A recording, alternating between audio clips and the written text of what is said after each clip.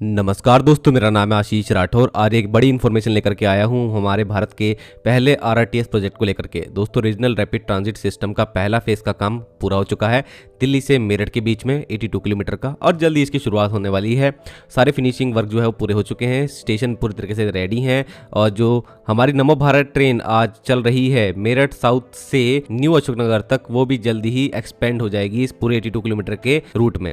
तो दोस्तों, अभी इसका एक और इम्पॉर्टेंट फेज होने वाला है, फेज 2 से हम कह सकते हैं। ये होगा दिल्ली के सराय काले खां आरआरटीएस से एसएनबी तक, जो कि दिल्ली से हरियाणा तक जाएगा, आगे राजस्थान तक भी एक्सटेंड होगा और अलवर तक भी ये कनेक्ट होगा आगे। लेकिन अभी 105 किलोमीटर का जो सेक्शन है वो दिल्ली के सराय काले खां से सीधा एसएनबी तक जाएगा, शाहजहानपुर, निमराना, बहरोड जिसको कहा जाता है। तो ये जो 105 किलोमीटर का आरआरटीएस है, इसको मैंने लगभग 3 हफ्ते पहले आप लोगों को वीडियो के माध्यम से बताया भी था कि हरी झंडी मिल चुकी है सेंट्रल गवर्नमेंट की तरफ से भी, जिसमें हमारी ministry of housing and urban affair ने हरी झंडी दे दी है। इसको लीड भी कर रहे हैं मनोहर लाल खट्टर जी, और उन्होंने इसके बारे में काफ़ी बातें पहले बताई थी कि जल्द ही ये प्रोजेक्ट शुरू होगा।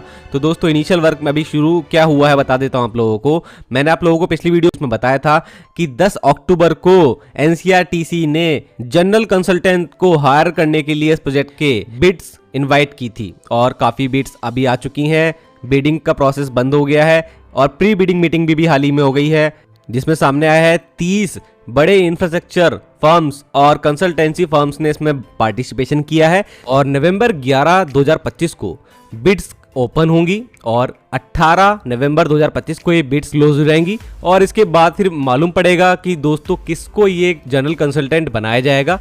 जिसका भी यहाँ पर बिड फेवरेबल लगेगा एनसीईआरटीसी को, तो उसके अकॉर्डिंग यहाँ पे आगे ये तय हो जाएगा। दोस्तों, ये जनरल कंसल्टेंट जो होगा ये इस प्रोजेक्ट की प्लानिंग करेगा, डिजाइनिंग, एग्जीक्यूशन करेगा efficiently and safely with in the cost जो कि तय होगी, और शेड्यूल जो टारगेट होगा उसके अकॉर्डिंग इस काम को पूरा करके देगा। और आखिरकार कॉस्ट भी इसकी सामने आ गई है दोस्तों। एस्टिमेटेड कॉस्ट इसकी 35,000 करोड़ 35,000 करोड़ रुपए होने वाली है। बड़ा प्रोजेक्ट ये होगा। और इस प्रोजेक्ट में दोस्तों एनसीईआरटीसी जिस जीसी को काम देगा, ये जीसी जो होगा एक तरह से ब्रिज का काम करेगा कॉन्ट्रैक्टर्स और एनसीईआरटीसी के बीच में।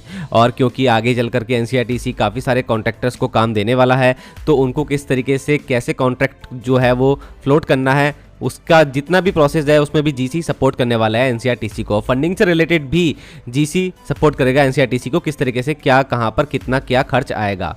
तो ये सभी चीज़ें जो दोस्तों होने वाली हैं, इसका एक बड़ा शेड्यूल भी बन चुका है। अब आप जान लीजिए क्या वो शेड्यूल है जो निकल के आया है सामने। दोस्तों, इस 105 किलोमीटर के एनसीईआरटीसी के आरआरटीएस प्रोजेक्ट में टेंटेटिव शेड्यूल जो है वो इस प्रकार होने वाला है।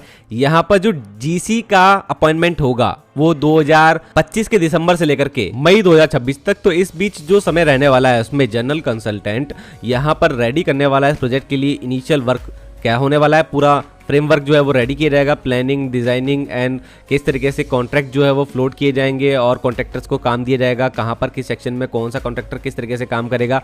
तो ये सारी जो चीज़ें हैं इनकी प्लानिंग का काम इस समय चलेगा। और साथ में ही यहाँ पर अगला काम जो होगा लैंड एक्विजिशन का, वो दिसंबर 2025 से शुरू हो जाएगा, मतलब अगले महीने से ही शुरू हो जाएगा, और नवंबर 2027 तक जो लैंड है उसको एक्वायर करना है कंप्लीटली इस प्रोजेक्ट के लिए। दोस्तों, सिविल कंस्ट्रक्शन का काम कब शुरू होगा वो आप लोगों के मन में होगा। तो दोस्तों, अगस्त 2026 अगले साल पहला काम शुरू हो जाएगा सिविल कंस्ट्रक्शन का, और अगस्त 2030 डेडलाइन रखी गई है सिविल कंस्ट्रक्शन के काम को कंप्लीट करने की। तो 4 साल के अंदर ये काम कंप्लीट करना होगा। तो मेन स्ट्रक्चर जो है वो लगभग अगस्त 2030 तक कंप्लीट हो जाएगा। अंडरग्राउंड वर्क जो इसमें रहने वाला है वो जनवरी 2031 तक पूरा कर लिया जाएगा, इसका यहाँ पे टारगेट रखा गया है। और सिविल कंस्ट्रक्शन का काम कंप्लीट होने के बाद track link, signalling system installation का काम जो होगा वो फरवरी से जून 2031 के बीच में कंप्लीट कर लिया जाएगा। और एक्सपेक्ट किया जा रहा है कि ट्रायल रन जो होंगे शुरुआती वो मई और अक्टूबर 2031 के बीच में होने वाले हैं।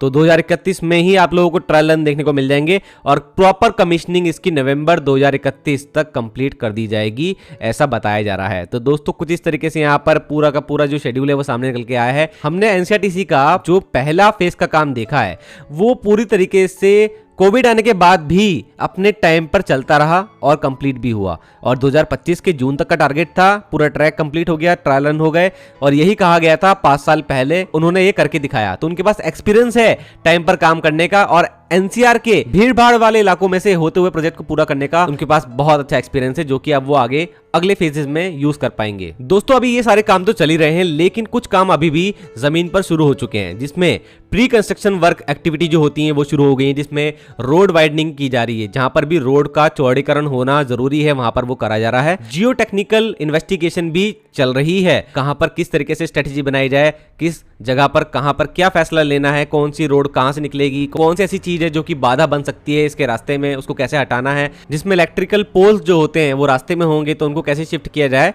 तो वो सारे काम भी शुरू हो गए हैं और साथ में ही अभी यूटिलिटी शिफ्टिंग का काम भी शुरू हो चुका है। दोस्तों इस प्रोजेक्ट की प्लानिंग कुछ इस तरीके से करी जा रही है, जिसमें Delhi metro, Indian railways, highway और एक्सप्रेस वे से इसकी कनेक्टिविटी रहेगी। लोगों को ट्रांसपोर्टेशन में काफी इजी पड़ेगा और एक मल्टी मॉडल ट्रांसपोर्ट हब की तरह ये वर्क करने वाला है। दोस्तों इस प्रोजेक्ट में 38 किलोमीटर का अंडरग्राउंड सेक्शन रहने वाला है और एलिवेटेड सेक्शन 67 किलोमीटर का रहने वाला है। चलिए बात करते हैं इसके प्रपोज्ड स्टेशंस की। सराय काले खां एक जंक्शन की तरह काम करेगा, तो ये आरटीएस तो रेडी हो चुका है और इससे हमारा मेरठ की कनेक्टिविटी भी हो गई है। तो यहाँ से ही ये शुरुआत करेगा। अगला स्टेशन होगा INA के बाद Munirka, Aerocity, Cyber City, IFFCO Chowk से होते हुए राजीव चौक जाएगा।